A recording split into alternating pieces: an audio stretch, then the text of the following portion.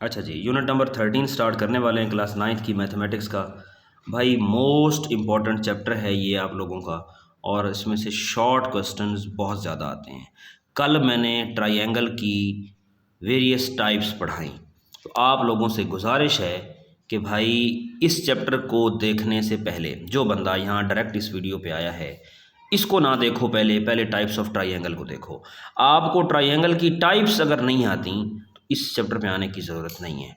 पहले types of triangle वाली video देखो, सारी ट्रायंगल की टाइप्स पढ़ो, सारे ट्रायंगल के एंगल समझो, आइसोसेलेस क्या होती है, स्केलीन क्या होती है, इक्विलेटरल क्या होती है, राइट एंगल ट्रायंगल क्या होती है, इन सब को समझ लो। उसके बाद तशरीफ़ लाइएगा इसके ऊपर। अब जी, सबसे पहले मैं चैप्टर शुरू कराने से पहले एक बात बता देना चाहता हूँ आप लोगों को। ट्रायंगल बनती कब है? वो आपको 3 मेजरमेंट दे देगा इस तरह। ये देखें ना, इस क्वेश्चन को देखें, क्वेश्चन नंबर 5 पढ़ा है। कह रहा है 3, 4 and 7 centimetre are not the length of triangle, give reason. तो ट्रायंगल होने के लिए क्या रीज़न होता है? ट्रायंगल होने के लिए रूल जो है वो ये है, the sum of the lengths of any two side of a triangle is greater than the length of third side. कोई सी दो लेंथ्स लो, कोई सी दो लेंथ लें, उनका सम करें, तीसरी से बड़ा आना चाहिए। दोबारा पढ़ें, the sum of the length of any two side of a triangle is greater than the third side. तो इसको हम देखते हैं कि ये सवाल कैसे होगा।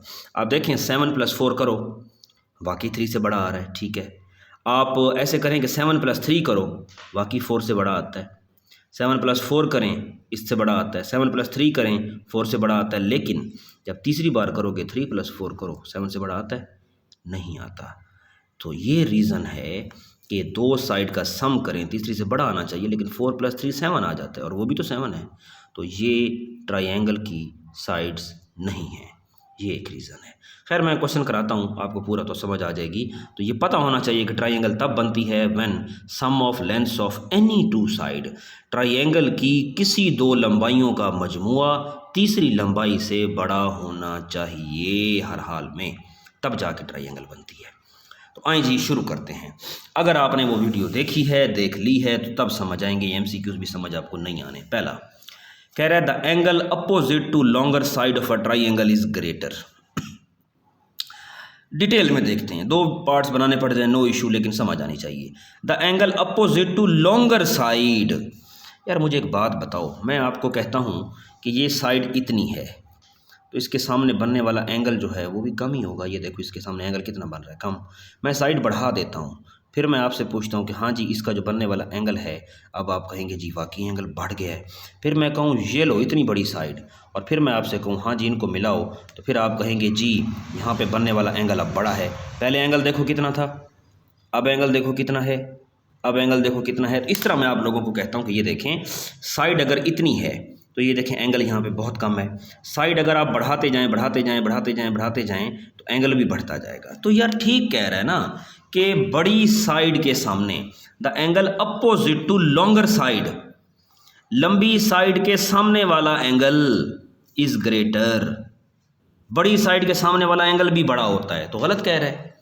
बड़ी साइड के सामने वाला एंगल भी क्या होता है? बड़ा होता है। छोटी साइड के सामने वाला एंगल भी छोटा होता है। वो असल में पता है किसकी बात कर रहा है? वो हाइपोटेनियस की बात कर रहा है। ये देखो, ये हाइपोटेनियस लॉन्गर साइड होती है, और सबसे बड़ा एंगल ट्राइंगल में 90 होता है। तो देखो लंबी साइड के सामने वाला एंगल भी लंबा है, 90 है। लॉन्गर साइड के सामने वाला एंगल भी लॉन्गर है। ठीक, अगले पे चलते हैं।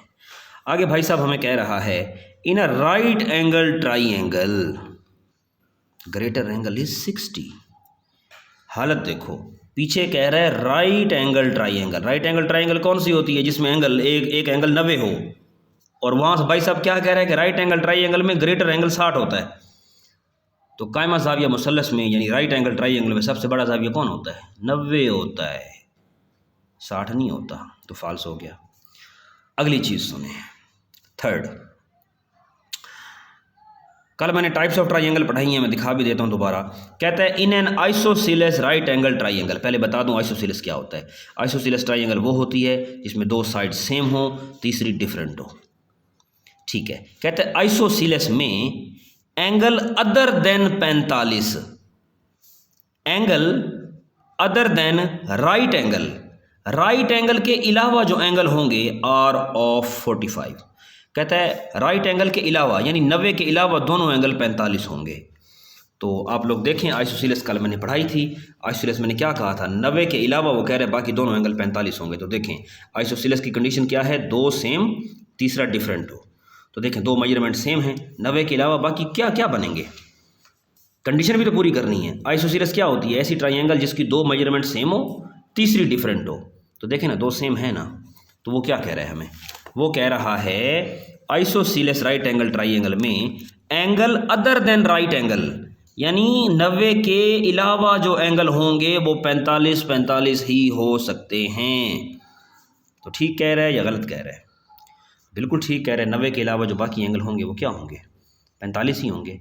हमने कंडीशन भी तो पूरी करनी है कि दो क्या हो सकते हैं, दो एंगल सेम हो एक डिफरेंट हो, उसे हम कहते हैं आइसोसेलेस ट्राइंगल।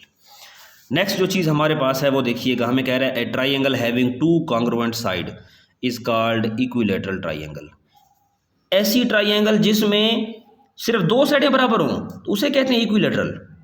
नहीं, ऐसी ट्राइंगल जिसमें सारी साइड्स क्या हों, ऐसी ट्राइंगल जिसमें सारी साइड्स क्या हों, बराबर हों, उसे हम कहते हैं इक्विलैटरल।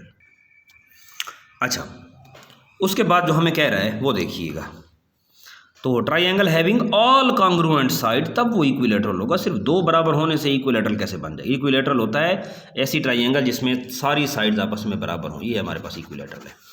फिर हमारे पास जी आगे वो भाई साहब कहता है कि a perpendicular from a point two the line, ये मैंने एक लाइन लगा दी, कहता है परपेंडिकुलर ड्रा करो from a point two the line, line के ऊपर पॉइंट से लाइन के ऊपर आओ, इज़ द शॉर्टेस्ट डिस्टेंस, कहते हैं वही कम से कम डिस्टेंस होता है। मैं दोबारा बता देता हूँ, देखें जी, कहता है perpendicular from a point two the line, मैं पहले लाइन ड्रा कर देता हूँ, ये लाइन ड्रा हो गई। कहता है पॉइंट से लाइन पर आए तो यही शॉर्टेस्ट होता है। यार ये तो जैसे बताएं, ये ज़्यादा होगा या ये ज़्यादा होगा, ये ज़्यादा होता है। तो पॉइंट से लाइन पर आए ये शॉर्टेस्ट होता है और वो ठीक कह रहा है, ठीक है। और ये देखें perpendicular from a point two the line, एक पॉइंट से लाइन पर अमूद खींचें, परपेंडिकुलर खींचे तो वो शॉर्टेस्ट होता है, बिल्कुल ठीक है। अगली वो कह रहा है हमें परपेंडिकुलर टू लाइन, फिर वही चीज़ कह रहा है। पहले हमें कह रहा था शॉर्टेस्ट है, अब मैं ये भी बता रहा है कितना है। कहते हैं पॉइंट से लाइन के ऊपर आए तो 90 बनता है, इसी को पकड़ लो। हम पॉइंट से लाइन के ऊपर आए हैं तो कितना एंगल, स्ट्रेट एंगल कितना होता है, 90 होता है। ये भाई भी ठीक कह रहा है, ठीक है जी, बाकी 90 बनता है, ये भी सही हो गया। A point outside the line is collinear, ये हालत है। कोलिनियर पॉइंट्स क्या होते हैं, कोलिनियर पॉइंट्स ये होते हैं, कोई लाइन है, चलो ये लगी पड़ी है, अच्छी बात है। कोलिनियर पॉइंट्स वो होते हैं ऐसे पॉइंट्स जो लाइन के ऊपर लाई करें। वो क्या कह रहा है, कहता है कोलिनियर पॉइंट्स वो होते हैं जो आउटसाइड द लाइन हो, जो लाइन के बाहर हों। नहीं भाई, लाइन के ऊपर होने चाहिए, तो गलत कह रहा है। आगे हमें कहता है the sum of two side of a triangle is greater than third, दो साइड का मजमूआ तीसरी से बड़ा होना चाहिए, जो मैंने अभी कंडीशन बताई भी है। The sum of two sides of a triangle is greater than third side, दो साइड का मजमूआ तीसरी साइड से बड़ा होना चाहिए, तो वो बिल्कुल ठीक कह रहा है। आगे हम देखते हैं आगे भाई साहब क्या कहता है, तो अगली ये बात भी सही है। आगे कहते हैं the distance between a line and a point on it is, यार बहुत एमसीक्यूज़ आप लोगों का आता है, इसको सुन लो। कहता है the distance between A line and a point on it, ये देखो कहता है एक लाइन और उसके ऊपर पॉइंट के बीच में डिस्टेंस कितना होगा। यार मेरी बात सुने, फॉर एग्जांपल ये एक रोड जा रहा है, आप उसके ऊपर खड़े हैं, तो आप और रोड में कितना डिस्टेंस है, रोड के ऊपर खड़े हैं आप और रोड में बीच में कोई डिस्टेंस नहीं है, करने वाली बात है। कहता है एक लाइन और उसके ऊपर पॉइंट के बीच में कितना डिस्टेंस होगा, कितना होना है, 1000 किलोमीटर होना है। भाई कुछ भी डिस्टेंस नहीं होना, लाइन के ऊपर ही तो है, ठीक है, तो उनके बीच में डिस्टेंस 0 होता है, बिल्कुल ठीक कह रहा है, ये ट्रू है, ठीक है। आगे हमें कह रहा है कि ट्राइंगल कैन बी फॉर्म्ड, आप कंडीशन याद रखिएगा, वही वाली जो मैंने शुरू में बताई है, दो साइड का मजमूआ तीसरी से बड़ा होना चाहिए। कहता है 2, 3 और 5 की ट्राइंगल बन सकती है। सर नहीं बन सकती, देखो कैसे, 5 जमा 3 करें बाकी 2 से बड़ा आता है, ठीक है, 5 जमा 2 कर लो बाकी 3 से बड़ा आता है, लेकिन जब दो साइड का सम करें, इन दो को सम करें, वो तीसरी से बड़ा नहीं आता। 3 जमा 2 करें 5 आता है, वो तो 5 के बराबर आ गया है। दो साइड का मजमूआ तीसरी से क्या होना चाहिए, बड़ा होना चाहिए। Sum of two side of a triangle is greater than third side होना चाहिए, ठीक है, जबकि ये ऐसा नहीं है, तो इसकी जो है ट्राइंगल नहीं बनेगी। सो ये इसका रीज़न है। नेक्स्ट पार्ट में हम डिस्कस करेंगे इंशाल्लाह इसके शॉर्ट क्वेश्चंस।